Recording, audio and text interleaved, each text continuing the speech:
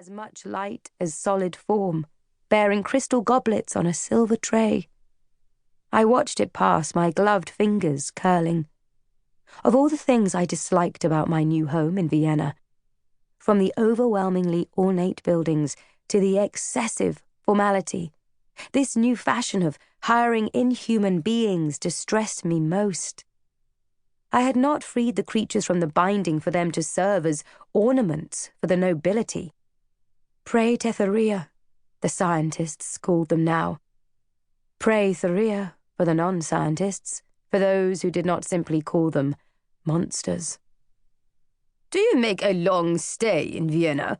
my partner, a tall man with thinning hair, asked. I wrenched my focus back. My inattention was rude, and he had done nothing, yet, to deserve it. "I am not certain. I am visiting my sister, Lady Gower, and her husband. He is attached to the British Embassy here." I did not tell him that it had taken a month of wheedling after Catherine's Yuletide wedding before Mamma allowed me to leave England, and then only because Mamma thought gentlemen on the continent might not be so particular, and the money Grandmamma had left me might sweeten the pill of my forward nature.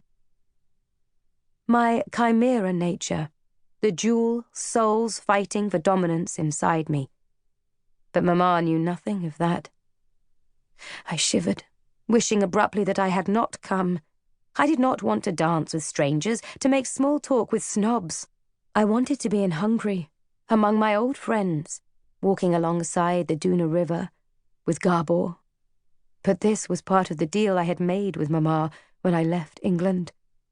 I could come to Vienna with Catherine if I made an effort in polite society.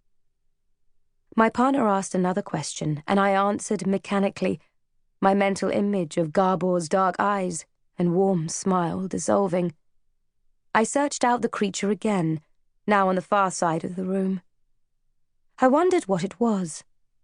Villa, or Hundra, or Alf, or something I had no name for. A girl with hair so pale it looked white stood beside the Praetherian, whispering to it. As if she felt my eyes on her, she glanced up. A cold shock flashed through me. Was she the source of that hunted feeling? But her eyes fell away, uninterested. We finished out our dance with idle chatter, discussions of the weather, chilly still, speculations as to whether Emperor Ferdinand and Archduke Franz Joseph might appear. I doubted it, and gossip, on my partner's part, about people I did not know. Neither of us spoke about the real issue, the reason why so many outsiders had convened on Vienna in late spring, a season when the nobility should be preparing to leave for their country estates. In the months since I had released the Praetheria from the binding, the question of what to do with them had grown increasingly vexing as they regained their strength and mingled more with society. What rights, if any, ought Praetheria to have? Where should they live? A congress to settle the issue was to begin in a little over a fortnight, on the 7th of June. Were it not for the congress, Catherine and Richard might have stayed in England, and I with them. My partner returned me to the corner where Catherine waited, her cheek still flushed from her own turn on the floor. For a fraction of a second, some trick of the light in her profile made me see Grandmamma, and I stopped, my heart aching anew with her loss. Catherine turned at my approach. "Anna, can you not persuade Noemi to dance? I hate to see her buried among the dowagers and chaperones like this."